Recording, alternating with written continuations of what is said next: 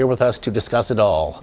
Wow, we need two cameras to fit them all in. Superstar panel, if you will, of political contributors.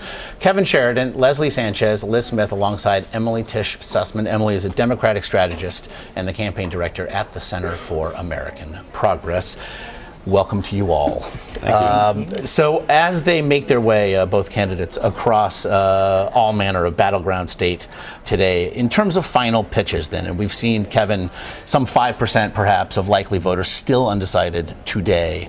What do you expect to hear from both? Well, Donald Trump has gotten probably half of his closing message from FBI Director Comey's reopening of the case.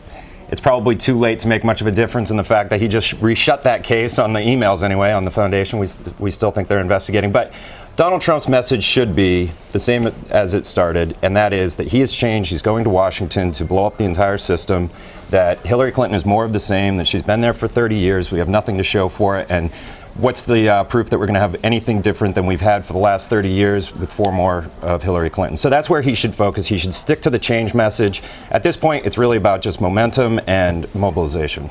Meanwhile, for Hillary Clinton, whom Donald Trump, even after we learned of James Comey's second letter yesterday, still said she was both corrupt and guilty. Right. What do we expect to hear from her today on this? Well, I don't think Donald Trump is going to take Kevin's advice. He's actually closing with a pretty dark and dystopian message, kind of reverted back, calling Hillary Clinton a criminal.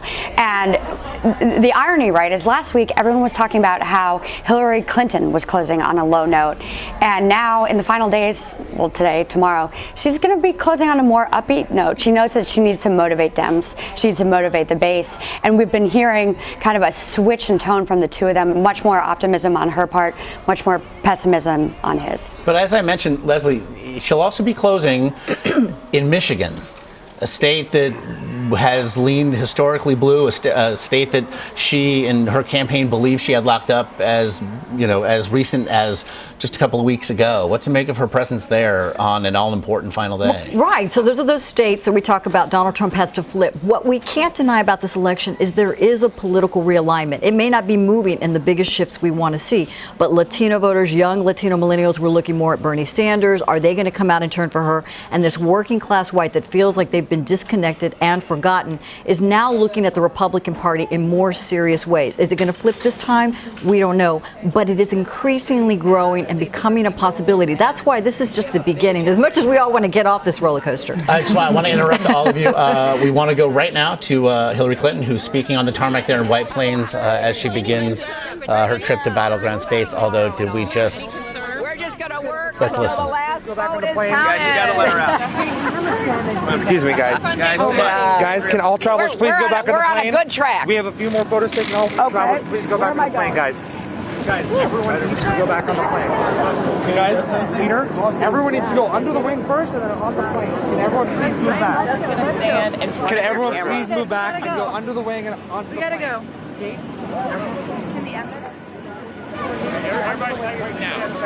It appears the impromptu press availability has drawn to a close as we now watch our traveling press corps attempt to board the plane.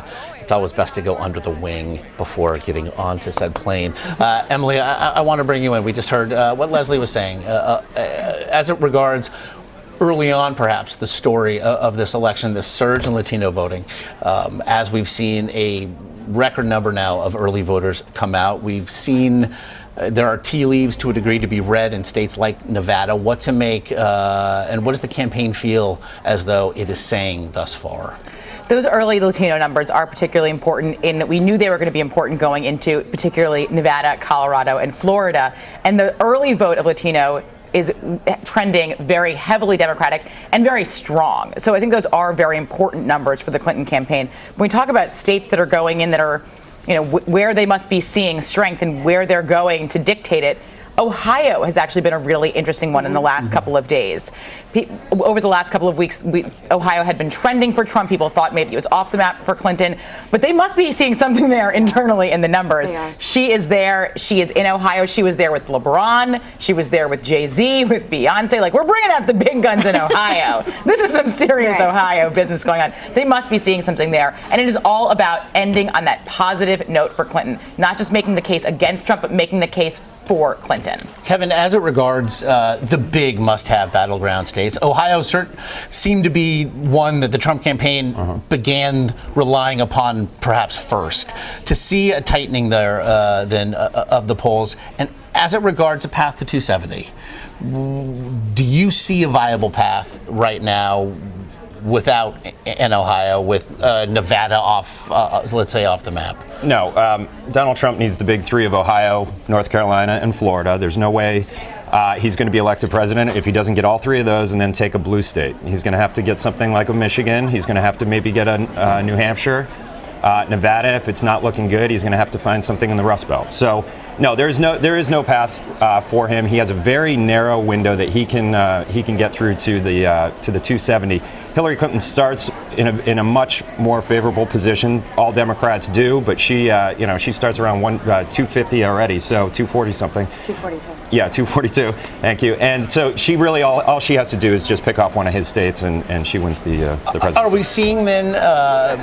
Do you think the Trump campaign acknowledging perhaps that Pennsylvania can't be had, and thus they've got to make that up with Michigan? Leslie, you're shaking your head no. You know, we really don't know. I think looking both, I've seen some of the internals and everything else. I do believe it's going to continue to tighten, but it obviously favored very much for Hillary Clinton. But what the interesting part is they have to keep that momentum going. When people see Trump, they get excited about it. You're hearing about a lot of people, they want to see the whites of his eyes, so to speak, before they make that decision. Is that going to be enough? It's really hard to say. I think we're all very skeptical. But Pennsylvania does remind me of 2000 with George W. Bush, when it was like he thought he had it locked in, some of these other areas, and Republicans always do, and it's drive time, and they're freaking out in the campaign, and they're like, get George Bush on the radio, because it's that final push, and how hard are you willing to work? And I think this is one of those drive time radio kind of scenarios where down to the last minute, when the polls actually close, both of these campaigns are going to be aggressive. It kind of reminds me, though, at the end of 2012, not to bring that up, but when you guys were spending all the time in Pennsylvania, Minnesota, and because you realized that you needed to find an alternate path, and that the traditional map wasn't there for you guys. Yeah, in the last week of every campaign, though, you do a lot of flurrying around, hitting every state you can possibly come up with. Spaghetti against the wall. And some of these are overanalyzed, because I think sometimes you're just like, well, we've been to this state 14 times, let's go hit something else. And so you do a hangar, you do a 4,000 person rally in Minnesota in an airport hangar. It looks good. I think the Ohio stuff is interesting because it's really just proof that Hillary Clinton can't build a crowd. She needs a LeBron James. She needs somebody big to get people in the seats, and she wants to close on a big finish. And that's why you've seen Barack Obama. You're going to see the entire Clinton family out there in Philadelphia tomorrow. So that's how she wants to go out. There's one number I actually think was sort of interesting. I think a little bit of a less number. It was interesting over the weekend. Is that there were huge volunteer shifts on the Clinton campaign, people knocking doors, people making calls, more so in many states than in 2012. But what was actually a really interesting number inside of that was the flake rate. For all volunteer shifts that you book, you anticipate there being a pretty high flake rate of people just flaking and not showing up. The flake rate was among the lowest they've ever seen. So people who had signed up were staying very, very committed. So I think when we talk about that last spaghetti against the wall kind of moment, you can anticipate there being, now the big term this cycle, as we're calling it, ground game. That's fine. It's always been called get at the vote, whatever it is. It's going to be there. We can guarantee it's going to be there because people that are signing up are showing up. Well, our Nancy Cordes too said last week that it's anecdotal, but there were a lot of younger voters particularly saying that they voted early in part because they want people to stop knocking on their doors and calling them multiple times a day. So it's working. We're saying. I like how the flake rate is like a dating app. So it's something that all these young people could fundamentally understand and get them going, or just to bring it, keep it real.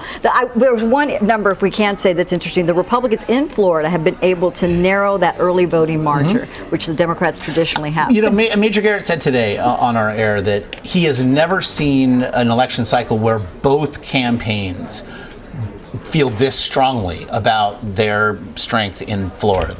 That usually at least one will walk it back to a degree and speak of things in cautious optimism. He said he's never seen it like this. What to make then, obviously, of a state that Donald Trump needs for any path to 270?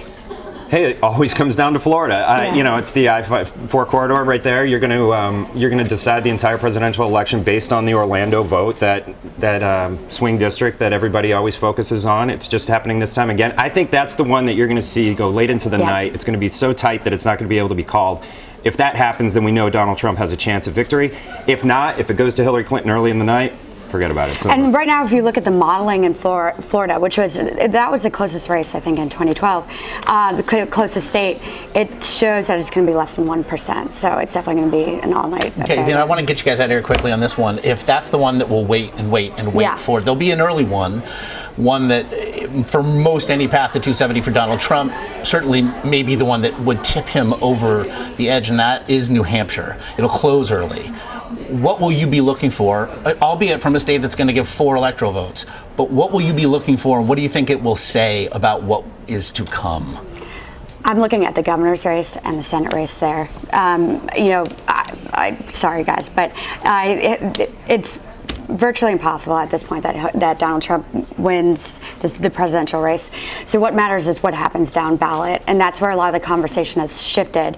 And so it's important for Democrats to hold the governor's mansion there and to try to pick up that Senate seat. And her ability to govern will be dictated by how many Senate seats we can pick up.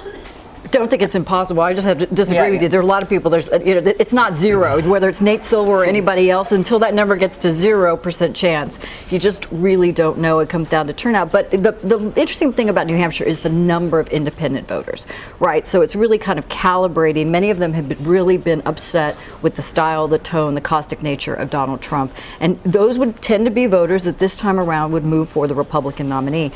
It also, I think, very much to what Liz is saying, is going to show you what's happening down ballot. Kevin Sheridan, Leslie Sanchez, Lis Smith, Emily Tisch Sussman.